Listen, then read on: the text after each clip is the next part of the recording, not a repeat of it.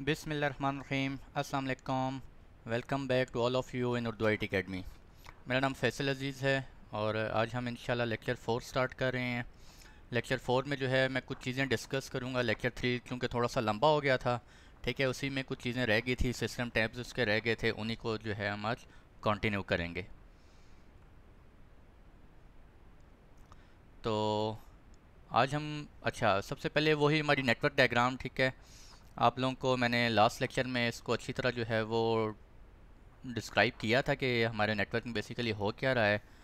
pfSense firewall मैंने किस तरह से लगाई हुई है VMware के अंदर, ठीक है। वैन हमारा क्या है, मुझे प्राइवेट IP मिल रहा है, क्यों मिल रहा है, मैं आप लोगों को ऑलरेडी बता चुका हूँ, ठीक है। यहाँ पे मैंने एक विंडोज़ 7 की एक मशीन बनाई हुई है VMware के अंदर, उसको मैंने अपने pfSense के लैन के साथ कनेक्ट किया हुआ है, ठीक है।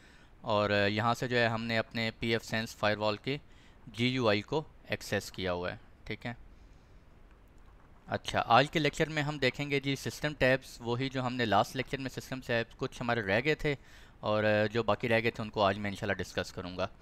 सिस्टम अपडेट देखेंगे, सिस्टम को अपने फायरवॉल के अंदर जो आपका सिस्टम चल रहा होता है बैकएंड पे, ऑपरेटिंग सिस्टम जो होता है उसको हम जो है अपडेट भी कर सकते हैं, ठीक है। यूज़र मैनेजर को देखेंगे। यूज़र मैनेजर में आप डिफरेंट लेवल के यूज़र्स बना सकते हैं, लेवल 1, लेवल 2, लेवल 3, फिर उनको डिफरेंट परमिशंस असाइन कर सकते हैं। आप चाहते हैं कि एक हेल्प डेस्क का इंजीनियर है, ठीक है, हेल्प डेस्क का, और उसको उसका एक यूज़र बना के आप उसको डिफरेंट परमिशन असाइन कर दें कि ये जो है सिर्फ मॉनिटरिंग को जो है वो देख सकता है, ठीक है, या लैन वैन IP चेक कर सकता है, गेटवे पिंग कर सकता है, ठीक है। बेसिक लेवल की चीज़ें उसको परमिशंस असाइन कर सकते हैं, ठीक है। इनको अभी जाके डिटेल में देखते हैं और एडवांस सेटिंग्स थोड़ी सी देखेंगे और पैकेजेस के बारे में मैं आज आपको बताऊंगा, ठीक है। इसके एडवांटेजेस के बारे में बताऊंगा कि पैकेजेस का इनका एडवांटेज क्या है। और एक और चीज़ डिस्कस करता चलूँ कि लास्ट लेक्चर में मैंने एंड पे ट्रैफिक शेपर के बारे में मैं जल्दी से बता गया था। मैंने कहा जिसमें हम ट्रैफिक के बारे में, हर यूज़र की ट्रैफिक के बारे में देख सकते हैं। वो ये फीचर नहीं होता, वो होता है हमारे पास एंड टॉप, ठीक है। ट्रैफिक शेपर में हम क्या करते हैं, अपने यूज़र्स की जो हमारी वो कंजप्शन करते हैं उसको हम कंट्रोल कर सकते हैं, ठीक है। हर यूज़र की, फॉर एग्ज़ाम्पल हम चाहते हैं कि यार एक डिज़ाइन वाले हैं, HR वाले हैं, ठीक है, फाइनेंस वाले हैं, कुछ होते हैं जो ब्राउजिंग वगैरह कर रहे होते हैं, ठीक है। हम उनकी जो है बैंडविड्थ जो है वो उसको कंट्रोल कर सकते हैं। हम चाहते हैं कि यार हमारा जो यूज़र है उसको 1 MB से ज़्यादा की ना अपलोडिंग मिले ना डाउनलोडिंग मिले, ठीक है। डिफरेंट और हर ऑर्गेनाइजेशन में डिफरेंट जो है वो डिपार्टमेंट्स होते हैं, ठीक है। हर डिपार्टमेंट को उनके अकॉर्डिंगली हम जो है वो असाइन कर सकते हैं। हम चाहते हैं यार इसमें जो यूज़र्स बैठे हैं वो 2 MB से ज़्यादा की स्पीड उनको ना मिले, ठीक है। इस डिपार्टमेंट बैठे हैं, इनको 1 MB से ज़्यादा स्पीड ना मिले, ठीक है। ये हर वक्त ब्राउजिंग करते रहते हैं जी, काम नहीं करते, जो भी है जैसे भी है अकॉर्डिंगली आप सेट कर सकते हैं, ठीक है। तो ये हम ट्रैफिक शेपर के अंदर करते हैं। तो चलते हैं अपनी लैब की तरफ।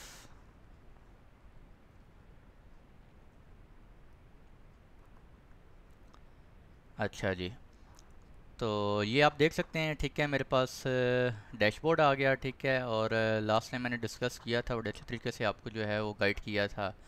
डैशबोर्ड के अंदर कौन कौन सी हमारे पास इंफॉर्मेशन होती हैं, डेट वगैरह, और CPU यूसेज आप चेक कर सकते हैं, रैम यूसेज चेक कर सकते हैं, ठीक है। ये देखें अभी मेरी CPU यूसेज, अभी कोई बैकएंड पे कोई एक्शन परफॉर्म हुआ और CPU यूसेज जो है वो 78% पे चली गई है, ठीक है। अब ये नॉर्मल हो जाएगी, ये देखें नॉर्मल हो गई, ठीक है। और अभी आप देख रहे होंगे कि मुझे वैन इंटरफेस पे मुझे IP जो है 192.168.1.130 मिला हुआ है, जबकि लास्ट लेक्चर में वो 192.168.5 डॉट समथिंग था। तो इससे आपने कंफ्यूज नहीं होना, वैन मेरा कुछ भी हो सकता है, ठीक है। मैं अभी लेक्चर जो है वो कहीं और बैठ के रिकॉर्ड कर रहा हूँ, मुझे वहाँ पे करंटली जो भी मेरे PC को IP मिला हुआ है, जो भी नेटवर्क चल रहा है उसी के अकॉर्डिंग जो है वो मुझे वैन पे IP मिल रहा होता है, ठीक है। जबकि लैन जो है मेरा वो मैंने अपना परमानेंट रखा हुआ है 192.168.4.5, ठीक है। वो मैंने स्टैटिक सेट किया हुआ है, ठीक है, आप लोगों को मैं बता चुका हूँ। और वैन जो है वो मेरा DHCP से मिल रहा है, ठीक है। कभी कुछ भी हो सकता है, कुछ भी हो सकता है। और चलते हैं जी अपने सिस्टम, ये सिस्टम का टैब है हमारा, ठीक है। Interfaces, firewall. अच्छा, सिस्टम के अंदर कुछ चीज़ें हमने डिस्कस कर ली थी, जनरल सेटअप में आपको बता चुका था, ठीक है। सेटअप विज़िट के बारे में मैंने आपको बता दिया था, ठीक है। आज देखते हैं सबसे पहले जी अपडेट के बारे में आपको बता देता हूँ। ये देखें, अभी यहाँ पे ये रिट्रीव कर रहा है, ठीक है, सेटिंग्स फेच करके ला रहा है कि अभी इसके अंदर फायरवॉल के अंदर कौन सा ऑपरेटिंग सिस्टम इंस्टॉल हुआ है और लेटेस्ट इस वक्त कौन सा अवेलेबल है। तो ये आपको बता रहा है करंट बेस सिस्टम जो है इस फायरवॉल के अंदर 2.3.2 इंस्टॉल है और इसका अपडेट भी आ चुका है 2.3.3-1, ठीक है। तो अगर आप इसको जो है वो अपडेट करना चाहते हैं आप अपडेट कर सकते हैं, ठीक है। अपडेट करने से पहले अपना जो है वो बैकअप लाजमी ले लें, ठीक है। हो सकता है खुदा न खास्ता अगर कोई क्रैश वगैरह कर जाता है या कोई और सिस्टम में कोई प्रॉब्लम आ जाता है, कोई इशू आ जाता है, ठीक है, तो आपकी फ़ायरवॉल की सेटिंग्स क्रैश ना हो जाए। इससे बेहतर यही होता है कि आप जो है वो बैकअप ले लें, ठीक है। वो मैं कमिंग वीडियोस में आपको जो है वो बताऊंगा इसका बैकअप किस तरह से लेते हैं इसकी कॉन्फ़िगरेशन का। और अपडेट सेटिंग्स में क्या है जी,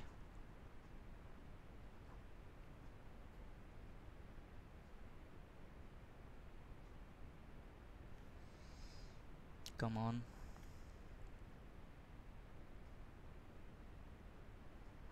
एक्चुअली मैंने विंडोज़ को जो है वो रैम जो है वो ज़रा कम असाइन की हुई है, 1 GB आई थिंक। उस वजह से सिस्टम जो है ना वो मेरा थोड़ा सा स्लो हो गया। खैर, सिस्टम अपडेट, अपडेट सेटिंग्स, ये हो गया।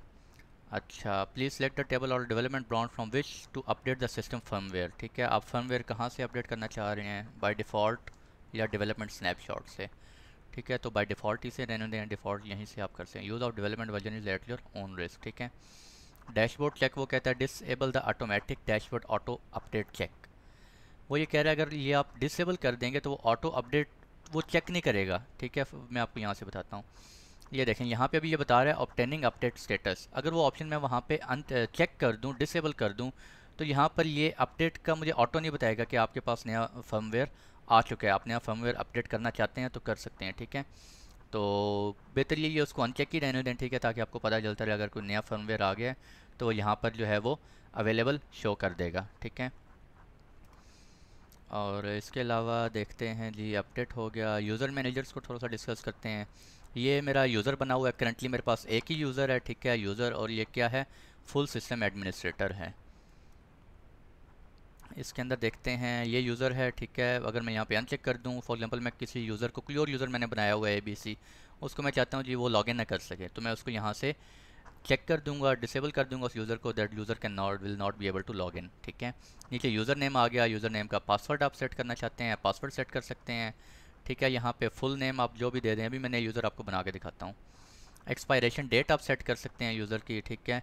यहाँ पे उसको परमिशंस आप असाइन कर सकते हैं। यहाँ पर ये देखें इफेक्टिव प्रिविलेजेस, एडमिन को कौन सी हैं, वेब कन्फिग ऑल पेजेस, हर चीज़ की allow access to all pages, हर चीज़ की परमिशंस असाइन की हुई हैं हमने एडमिन को, ठीक है। और यूज़र सर्टिफिकेट, SSH कीज़, इसमें अभी फ़िलहाल डिटेल में जाने की ज़रूरत नहीं है। यूज़र्स, एक नया यूज़र मैं आपको बना के दिखाता हूँ। यूज़र जी, ठीक है, यहाँ पे उसका यूज़र नेम दे देते हैं फैसल, पासवर्ड दे देते हैं पासवर्ड 1, और फुल नेम दे देते हैं फैसल अजीज़। एक्सपायरेशन डेट अगर मैं सेट करना चाहता हूँ, मैं चाहता हूँ जी ये मेरा यूज़र जो है सिर्फ फॉर एग्जांपल कोई मेरे पास इंटर्नी आया है से, ठीक है, लेट्स सपोज कि एक इंटर्नी ने हमें ज्वाइन किया है, ठीक है। मैं उसका टेम्प्रेरी एक यूज़र ने बना देता हूँ और मैं उसको परमिशंस सिंपली जो है वो रीड की परमिशंस, कुछ परमिशन उसको असाइन कर देता हूँ, ठीक है। तो मैं उसकी एक्सपायरेशन डेट हमारे पास 1 मंथ के लिए आया है, ठीक है, तो मैं उसको 1 मंथ के लिए यहाँ से उसकी एक्सपायरेशन डेट सेट कर सकता हूँ, ठीक है। कस्टम सेटिंग्स और दिस, इसको ग्रुप मेंबरशिप में जाने की भी ज़रूरत नहीं है।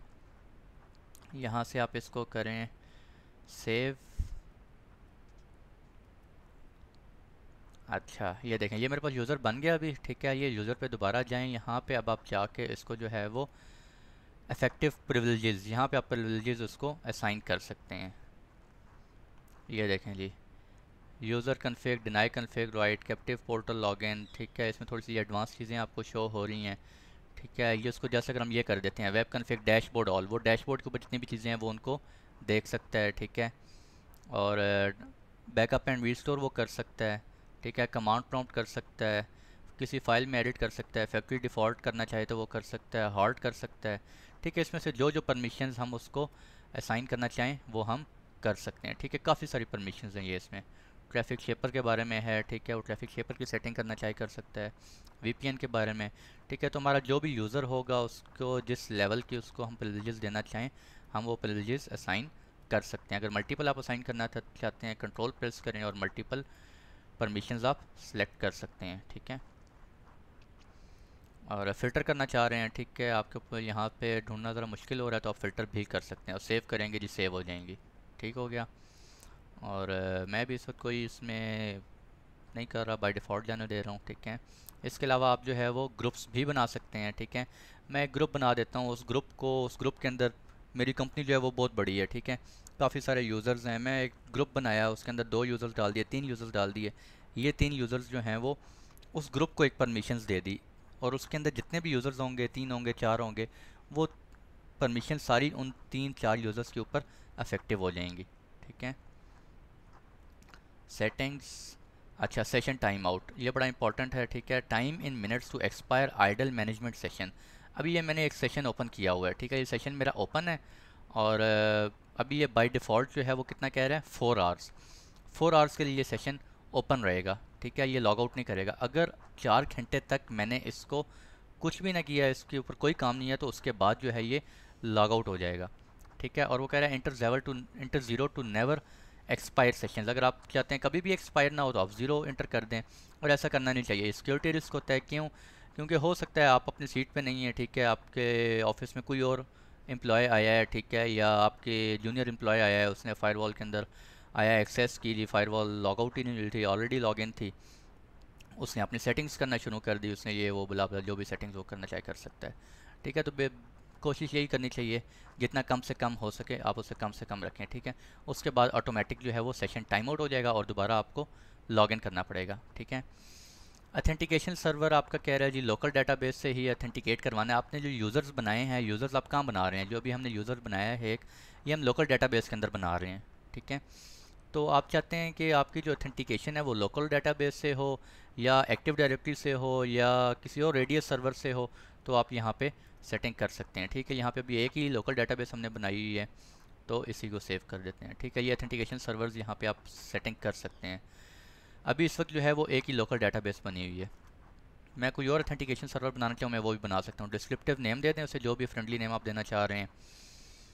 टाइप एलडेप करनी है, ठीक है, एक्टिव डायरेक्टरी से आप करवाना चाह रहे हैं, ठीक है। कोई रेडियस सर्वर, कोई और आपके पास सेंट्रलाइज्ड लोकेशन है जहाँ पे आपके सारे यूज़र्स पड़े हुए हैं, आप वहाँ से जो है वो करवाना चाह रहे हैं वहाँ से कर सकते हैं, ठीक है।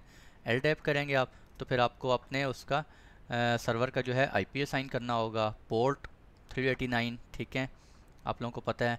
ट्रांसपोर्ट टीसीपी प्रोटोकॉल यूज़ होगा, ठीक है। Protocol version, server time out कितने देर बाद टाइम आउट हो जाए, और बाकी सेटिंग्स बाय डिफ़ॉल्ट जाने दें। इतनी डिटेल में अभी हम डेप्थ में नहीं जा रहे, ठीक है, इसको बाद में आहिस्ता आहिस्ता हम जो है वो डिटेल में जाएंगे, ठीक है जी। अगर आप रेडियस सर्वर करना चाह रहे हैं रेडियस कर लें। रेडियस के लिए फिर आप क्या करेंगे, होस्ट नेम देंगे, शेयर्ड सीक्रेट आपको देनी पड़ेगी, और अथेंटिकेशन पोर्ट जो है वो आपकी ओपन होनी चाहिए, ठीक है, अकाउंटिंग पोर्ट ओपन होनी चाहिए। अच्छा, रेडियस के अंदर आप सर्विसेज कौन सी ऑफर करना चाह रहे हैं, सिर्फ अथेंटिकेशन करना चाह रहे हैं, जस्ट अकाउंटिंग करना चाह रहे हैं, या अथेंटिकेशन एंड अकाउंटिंग दोनों करना चाह रहे हैं। अथेंटिकेशन में वो क्या करेगा, जस्ट अथेंटिकेट करेगा क्या इस यूज़र को अलाउ है, परमिशन है कि वो इस फायरवॉल के अंदर लॉगिन कर सकता है या नहीं, ठीक है। और अकाउंटिंग के अंदर वो क्या करेगा, जब अथेंटिकेशन उसने कर ली तो उसके बाद वो अकाउंटिंग भी करेगा कि क्या इस यूज़र को किस लेवल की परमिशंस जो हैं वो दी गई हैं, ठीक है, किस लेवल तक जो है वो एक्सप्लोर कर सकता है इस फायरवॉल को, ठीक है। तो बेसिकली कोशिश ये करनी चाहिए हम दोनों को जो है वो इनेबल कर दें, ठीक है, अथेंटिकेशन भी और फिर अकाउंटिंग भी हो, ठीक है। ये दोनों पोर्ट्स फिर आपकी जो है वो ओपन होनी चाहिए। और अथेंटिकेशन टाइम आउट आप कर सकते हैं यहाँ पे सेट करना चाहें, ठीक है। और ये सेटिंग्स हो गई, यूज़र्स हो गए, ग्रुप हो गए, सेटिंग्स मैंने आपको बता दी। और इसके बाद चलते हैं, यूज़र मैनेजर हो गया हमारा, अपडेट हो गया, सेटअप विज़ार्ड हो गया, राउटिंग हम बाद में देखेंगे। पैकेज मैनेजर, चलें पैकेज मैनेजर को देख लेते हैं। पैकेज मैनेजर का इसके अंदर सबसे बड़ा एडवांटेज ये है कि इंस्टॉल पैकेज अभी बता रहा है, मैंने उस वक्त कोई पैकेज नहीं इंस्टॉल किया हुआ, अवेलेबल पैकेजेस देख लेते हैं। सबसे बड़ा एडवांटेज ये है कि ये टोटली लाइसेंस फ्री है, ठीक है, हमें किसी लाइसेंस की ज़रूरत नहीं है। जस्ट इंस्टॉल करें अपने नेटवर्क में, अपने pfSense फायरवॉल में किसी भी पैकेज को इंस्टॉल करें और उसको यूटिलाइज़ करें, ठीक है। किसी लाइसेंस की परचेज़ करने की आपको ज़रूरत नहीं पड़ती, और यही सबसे बड़ा एडवांटेज है pfSense फायरवॉल का। और है भी बेसिकली काफ़ी फ्रेंडली, बिल्कुल फ्रेंडली है, यानी कि फ्रेंडली इंटरफेस है इसका। बिल्कुल इजीली आपको हर चीज़ समझ आ रही है, कोई डेप्थ में जाने की ज़रूरत नहीं है या कोई कॉम्प्लेक्सिटी नहीं है यहाँ पर, ठीक है। बहुत ही आसानी से आप हर चीज़ को जो है वो इजीली एक्सप्लोर कर सकते हैं, यूटिलाइज़ कर सकते हैं। तो अवेलेबल पैकेजेस में आपके पास क्या आ गए, ये बहुत सारे पैकेज हैं, मैं कोशिश करूँगा जितने हो सके वो हम जो है वो यहाँ पे डिस्कस करें, ठीक है। आप प्रॉक्सी सर्वर इसको बना सकते हैं, स्क्विड प्रॉक्सी इंस्टॉल कर सकते हैं, ठीक है। क्रॉन इंस्टॉल कर सकते हैं, और काफ़ी सारे पैकेजेस हैं, ठीक है। लाइट स्क्विड इंस्टॉल कर सकते हैं। रिपोर्टिंग टूल होता है, ठीक है। रियल टाइम आपको स्टैटिस्टिक्स बता रहा होता है कि आपके यूज़र ने अभी तक कितनी यूसेज कर ली है, वो सारा इसमें आ रहा होता है, ठीक है। मैं इंस्टॉल करके आपको दिखाऊंगा, इसके बारे में बता दूंगा। एंड टॉप पिंग, ये बहुत इंपॉर्टेंट फीचर है, ये तो मैं लाजमी इसके ऊपर एक लेक्चर होगा इंशाल्लाह हमारा। इसके अंदर आप जो है वो हर यूज़र की करंटली आप देख सकते हैं कि वो करंटली कितनी बैंडविड्थ कंज्यूम कर रहा है, ठीक है। और कितनी कंज्यूम कर चुका है, कितनी देर से वो सिस्टम के साथ इस लैन के ऊपर हमारे जो नेटवर्क के अंदर उसका पीसी जो है वो ऑन हुआ है, यानी कि कितनी देर से ऑन हुआ है, कितनी देर से वो यूटिलाइज़ कर रहा है बैंडविड्थ को, कितनी यूटिलाइज़ कर चुका है, डाउनलोडिंग कितनी कर चुका है, अपलोडिंग कितनी कर चुका है, कौन कौन से वो प्रोटोकॉल यूज़ कर रहा है, ठीक है। कौन कौन सी वेबसाइट्स उसके पीसी पे ओपन हैं, ठीक है। और ये सारी चीज़ें, सारी इन्फॉर्मेशन आप देख सकते हैं, ठीक है। कितने प्रोटोकॉल्स खोले हुए हैं उसने, कितने प्रोटोकॉल्स वो यूज़ कर रहा है, काफ़ी सारी ऑप्शंस हैं, ठीक है। मैं डिटेल में आपको चेक करवाऊँगा, एक प्रॉपर लेक्चर होगा इसके ऊपर हमारा। और ओपन BGD PF ब्लॉकर, ठीक है। काफ़ी सारे टूल्स हैं, इनको मैं कोशिश करूँगा। स्क्विड है, स्क्विड गार्ड है, प्रॉक्सी फ़िल्टर होता है, ठीक है। और इनको कोशिश करेंगे इंशाल्लाह जो है वो हम डिस्कस करने की। तो ये हमारा पैकेजेस भी हो गया, ठीक है जी। अभी इस वक्त मेरे पास कोई इंस्टॉल नहीं है। और इसके अलावा जनरल सेटअप मैंने आपको बता दिया। हाई अवेलेबिलिटी सिंक आपको बताता चलूँ, मैंने आपको आई थिंक फर्स्ट के सेकंड लेक्चर में बताया था कि pfSense को हम फेल ओवर भी यूज़ कर सकते हैं। फॉर एग्ज़ाम्पल, अगर आपकी एक pfSense लगी हुई है, ठीक है, आपने साथ में एक और pfSense लगा दी, और अगर आपकी फ़र्स्ट pfSense लेट्स सपोज के ड्यू टू एनी रीज़न वो क्रैश कर गई है, या कुछ और प्रॉब्लम हो गया है, या फेल हो गई है, ठीक है, पावर ऑफ हो गई है, कोई भी प्रॉब्लम हो गया है, तो आपकी जो सेकेंडरी pfSense लगी हुई है वो ऑटोमेटिकली फ़ौरन ओवरटेक कर लेगी, ठीक है। फर्स्ट प्राइमरी pfSense में जितनी भी सारी सेटिंग्स होंगी वो सारी उस पर जो है वो सिंक्रोनाइज़ हो रही होती हैं, ठीक है। और वो फ़ौरन से उस पर टेक ओवर कर लेगी, ठीक है, और आपको नेटवर्क को पता भी नहीं चलेगा। तो आप इसको जो है वो ऐसे भी कॉन्फ़िगर कर सकते हैं, ठीक है।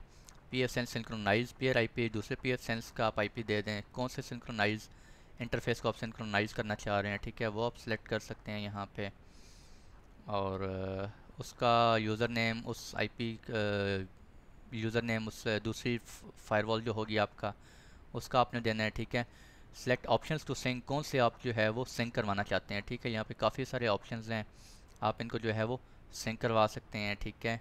जो जो ऑप्शन सिंक हो रहे होंगे वो ऑटोमेटिकली वही सेटिंग्स जो आपकी प्राइमरी फायरवॉल पे हैं वही सेटिंग्स सिंक हो रही होंगी आपकी सेकेंडरी फायरवॉल पे। तो इसे भी हम जो है वो कर सकते हैं। इसके अलावा और क्या था हमारे स्लाइड्स में, मैं ज़रा चेक कर लूँ। सिस्टम टैब हो गया, सिस्टम अपडेट हो गया, यूज़र मैनेजर हो गया, एडवांस सेटिंग्स रह गई, ठीक है, बाकी चीज़ें हो गई। अच्छा जी, एडवांस सेटिंग्स में हम चेक कर लेते हैं एडवांस में हमारे पास क्या है। हाँ, ये बड़ी इंपॉर्टेंट चीज़ें हैं इसमें कुछ। सबसे पहले क्या है जी, एडमिन एक्सेस। मैंने इसको क्या किया हुआ है, HTTP एक्सेस अलाउ करवाई हुई है, ठीक है। आप ये देख रहे होंगे अभी ये रेड कलर का आ रहा है, क्यों? क्योंकि मेरे पास इसका सर्टिफिकेट इंस्टॉल नहीं है, ठीक है। और बाय डिफ़ॉल्ट जो है वो ये पोर्ट आपको पता है TCP पोर्ट HTTPS 443 यूज़ करता है, और इसीलिए ये जो है इसके आगे मैंने कोई पोर्ट इनेबल नहीं किया। अगर मैं चाहता हूँ कि मैं जो है वो किसी और पोर्ट पे करवाना चाह रहा हूँ, 883 880 8080 8181 8182, कोई भी पोर्ट, यानी जो भी पोर्ट आप यूज़ करना चाहें आप यूज़ कर सकते हैं। वो पोर्ट अगर यहाँ पे लिखेंगे तो फिर आपको उस पोर्ट से ओपन करना पड़ेगा 192.168.4.5। अगर मैंने पोर्ट 8081 यूज़ की थी, जो पोर्ट मैंने वहाँ यूज़ किया, फिर इसी पोर्ट से आपको उसको एक्सेस करना पड़ेगा। ठीक है, अभी मैंने बाय डिफ़ॉल्ट रखा हुआ है, बाय डिफ़ॉल्ट जो है वो 443 पोर्ट से ही एक्सेस कर रहा है। ठीक है, changes will take effect immediately after save. चलें करके चेक कर लेते हैं। 8081 इंटर, ये सेटिंग्स सेव कर रहा है। ठीक है, अब ये मुझे यहाँ से एक्सेस नहीं होनी चाहिए। ठीक है, यहाँ से एक्सेस नहीं होगी। अब इसको मैं पोर्ट 8081 से करूँगा एक्सेस, तो मुझे यहाँ से एक्सेस हो जाएगी। The plain HTTP request was sent to HTTPS port. अच्छा, क्या प्रॉब्लम आ रहा है कुछ? HTTPS दिस, और ये एक्सेस हो गया। ठीक हो गया जी। तो ये देखें जी, आपने पोर्ट करना चाह लिया। मैं अभी इसको दोबारा जो है वो बाय डिफ़ॉल्ट पे ले जाता हूँ। एडवांस्ड इसको मैं रिमूव कर देता हूँ। ठीक है, और ताकि ये बाय डिफ़ॉल्ट पोर्ट पे काम करता रहे। आप कुछ भी करना चाहें आप कर सकते हैं। अच्छा, अभी ये दोबारा मैं यहीं से एक्सेस कर लेता हूँ इसको बाय डिफ़ॉल्ट पोर्ट से। ये देखें मुझे एक्सेस होगी। ठीक है, अच्छा, इसके अलावा HTTP आप करना चाहें HTTP कर सकते हैं। ठीक है, HTTP बाय डिफ़ॉल्ट पोर्ट 80 होती है, आप लोगों को पता है। HTTPS 443 होती है। मैक्सिमम प्रोसेसेस जो हैं वो कितने यूज़र्स जो हैं वो एट अ टाइम इस पर लॉगिन कर सकते हैं, मैक्सिमम प्रोसेसेस। ठीक है, 2, और अगर ज़्यादा करेंगे तो वो आपका थोड़ा सा लोड पड़ सकता है फायरवॉल के ऊपर। ठीक है, और डिसेबल दिस बाय डिफ़ॉल्ट रहने दें। Enable web configuration login auto complete. ठीक है, अगर आप इसको आप चेक करेंगे तो आपको आपका जो ब्राउज़र होता है वो आपसे पूछेगा क्या इसके यूज़र ने पासवर्ड में सेव कर लूँ, ताकि नेक्स्ट टाइम आपको ऑटोमेटिकली वो लॉगिन करने दे। ठीक है, आप वो करवाना चाहें तो कर सकते हैं। ठीक है, ये डिटेल पढ़ लें। So that browsers will prompt to save credentials. ठीक है, तो अगर आप डिसअलाउ कर देंगे, इसे डिसेबल कर देंगे, तो नेक्स्ट टाइम आपको नहीं करने देगा।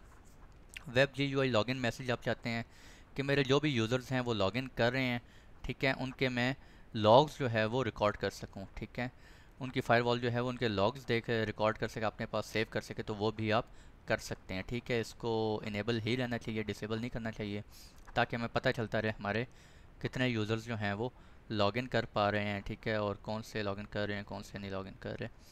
और ये कुछ सेटिंग्स बाय डिफ़ॉल्ट रहने दें टेम्प्रेरी फ़िलहाल।